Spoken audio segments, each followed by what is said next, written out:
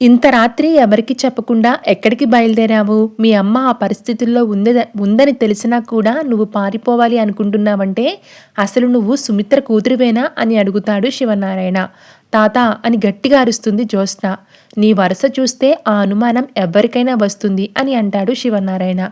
ఏంటి నాన్న, మా కూతురు మరి ఇంత దారుణంగా ఉంది.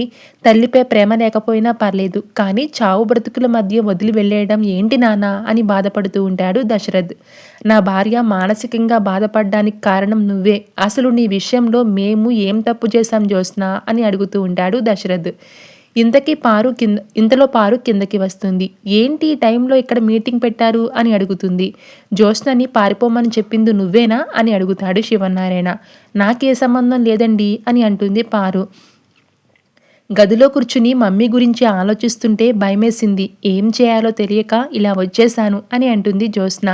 నువ్వు ఆలోచించకుండా చేసే పనుల వల్ల మేము ఇబ్బంది పడాల్సి వస్తుంది. లోపలికి వెళ్ళు అని అంటాడు శివనారాయణ. కార్తీక్కి థ్యాంక్స్ చెప్తాడు శివనారాయణ. మీరు జాగ్రత్తగా ఉండండి, ఇక నేను ఇంటికి వెళ్తాను అని కార్తీక్ అంటే సుమిత్ర గురించి తెలిసి కాంచన, దీప ఏడుస్తూ ఉంటారు. వాళ్ళకి ధైర్యం చెప్పు అని అంటాడు శివనారాయణ. దాంతో కార్తీక్ అక్కడి నుంచి వెళ్ళిపోతాడు. Thanks for watching.